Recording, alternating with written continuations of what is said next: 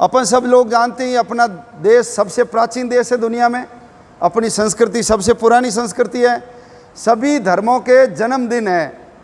इस्लाम 1450 साल पहले पैदा हुआ, ईसाईयत आज से 2020 साल पहले पैदा हुई, बौद्ध धर्म भी कोई 2500 साल पहले पैदा हुआ, लेकिन हिंदू धर्म कब शुरू हुआ ये कोई नहीं बता सकता।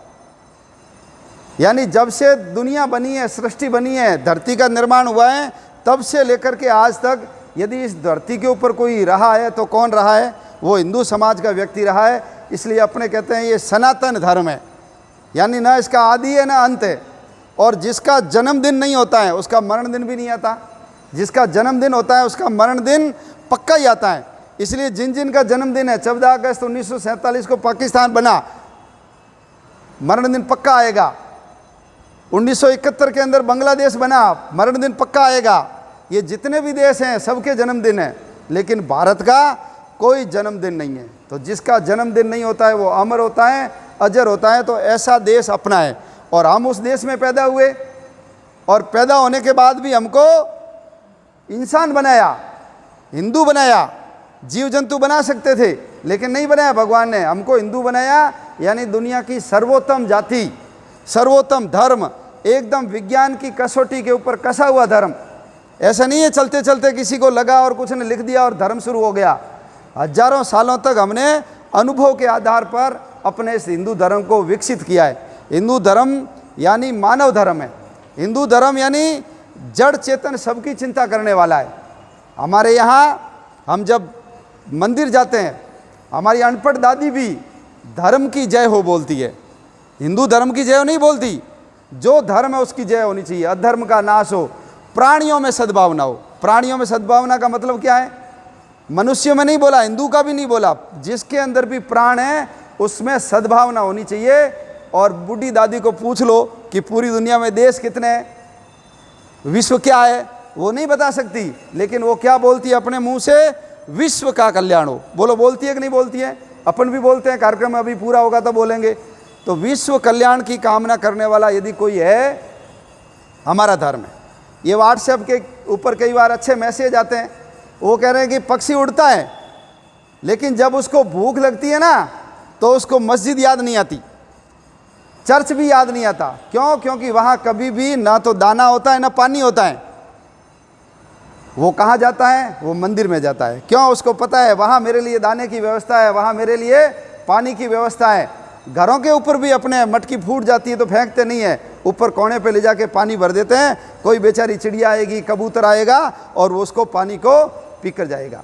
और हम सब लोग पशु पक्षियों से प्रेम करें, इसलिए हमारी दादी ने, हमारी माँ ने हमको बचपन में ही हाथ पकड़ करके चुग्गा डलवाया है, हमको कुत्ते से रोटी डलवाई है, हमको घर पे आई हुई गाय से रोटी दिलवाई है।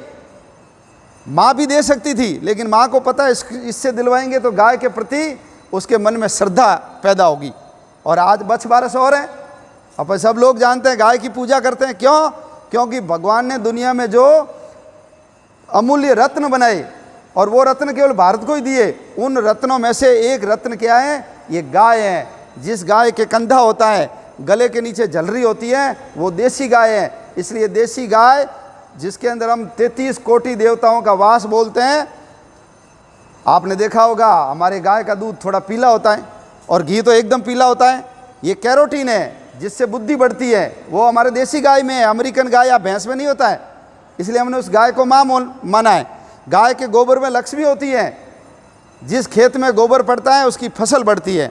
गाय के मूत्र में तांबा होता है, और जो गाय का मूत्र ग्रहण करता है, पंचामृत देने की हमारी यहाँ व्यवस्था है, व्यक्ति स्वस्थ रहता है। गाय के ऊपर हाथ फेरने से मात्र से ही हमारा डिप्रेशन ठीक हो जाता है। गाय ऑक्सीजन निकालती है नाक से, सूर्य पुत्री है, धूप में खड़ी रहती है। भैंस नहीं रह सकती, बोलते हैं ना गई भैंस पानी में, काला अक्षर भैंस बराबर, जिसकी लाठी उसकी भैंस। ये सब भैंस मूर्ख होती है, इसलिए ऐसा बोलते हैं। तो आज बछ बारस भी है, तो गाय को रोटी दिलवाने का काम हमको हमारी माँ और दादी ने हमसे करवाया। और ऐसे कोई मांगने के लिए आ गया तो भी हमने उनको आटा डाला। ये हमारे बचपन से हमको हिंदू संस्कार देते हैं कि सभी प्राणियों में सद्भावना हो, सभी को जिंदा रहने का अधिकार है। इसलिए हमारे महावीर स्वामी ने क्या कहा, अहिंसा परमो धर्म, बोला कि नहीं बोला, अहिंसा से बड़ा कोई धर्म नहीं है। और हमारे वेद व्यास जी तो बोल गए, अष्टादश पुराणेषु व्यासस्य वचनम द्वयम परोपकाराय पुण्याय पापाय परपीड़नम, दूसरे का उपकार करना उससे बड़ा कोई धर्म नहीं है, और दूसरे को दुख देना इससे बड़ा कोई पाप नहीं है। ये कौन सिखाता है, ये केवल हिंदू धर्म सिखाता है। बाकी धर्म क्या सिखाते हैं, ला इलाहा इल्लल्लाह मोहम्मद रसूलुल्लाह, ऐसा कलमा पढ़ करके दुनिया में केवल हम जिंदे रहेंगे।